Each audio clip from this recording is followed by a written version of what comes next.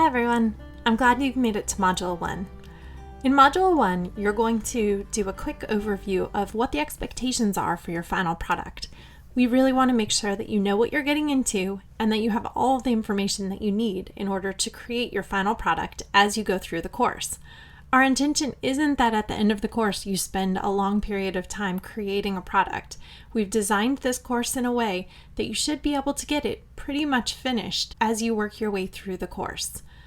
If you have any trouble doing that or you have any questions, please feel free to reach out to one of your instructors or use your small group that you'll develop in Module 2 for assistance. So you might be curious about what this final product is, and if we look in Module 1, which is the one you're in now, and click into Final Product Overview, you'll be able to see a file that looks very similar to this. In order to get full credit, your final product will need to include all of the things that are included here. We also have a link to the rubric that we'll be using to assess your final product. You'll notice that if you scroll down a little bit, you'll be able to see a section about how you'll be assessed. So yes, we're going to assess your product based on a rubric that you have access to, but there's a couple of other ways that you're going to get assessed on your final product. You're going to record a screencast that walks us through your product. So our rationale with this is we want to hear and we want your colleagues to be able to benefit from your reflective process in thinking about how you designed this module and all of the learning activities that go along with it.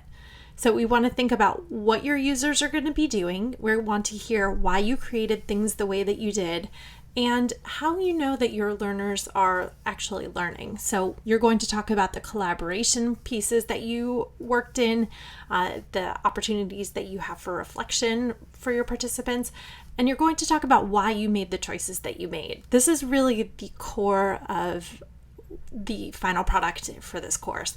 So you're going to show us what you did, and you're going to talk us through it.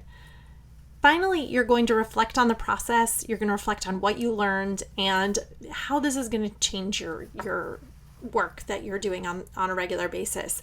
This reflection can be however you want it to be. So if you decided that you wanted to just write to us, you could type it into a doc or into a submission. You could record an audio recording like I'm doing right now. You could record a video. You could create a dance. You could make a painting. You could sew a quilt. However you want to show us however you want to reflect on the process and share with us how it's going to impact your work and what you've learned, that works for us. So anything goes with this. Hopefully this can be an opportunity for you to explore your reflection and do what feels good to you. The only exception to this is if you are taking this for graduate credit. You have to also include a 2-page written reflection at the graduate level. That's one of the requirements that we have from College of Charleston. So if you wanted to do that in addition to another reflective piece, you absolutely could do that. You can also submit only the 2-page paper if that's what works for you. So that's the only exception to that. It could be anything else except if you're working to get graduate credit for this course. So that's the final product overview that's in Module 1. I'm going to go back to the modules. So I'm in Module 1. You'll see that there's also a final product expectations. So that's just a knowledge check to ensure that you know what it is we're asking for you to do. I also want to take you down again to Module 7. So this is where you're going to turn everything in.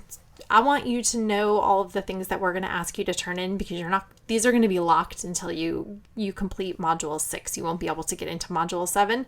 So you're going to complete, again, that knowledge check. You'll be submitting the link to your final product to us.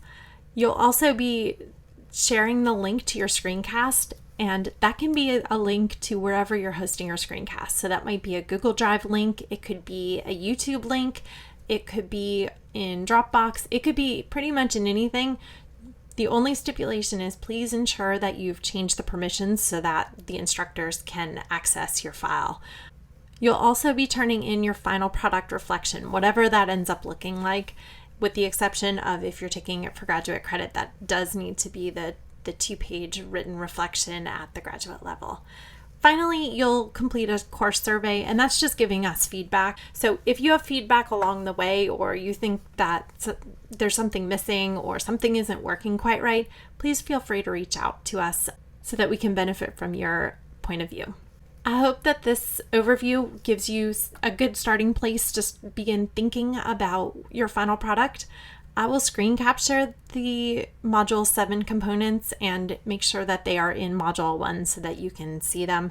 And as always, please feel free to reach out with whatever questions you might have.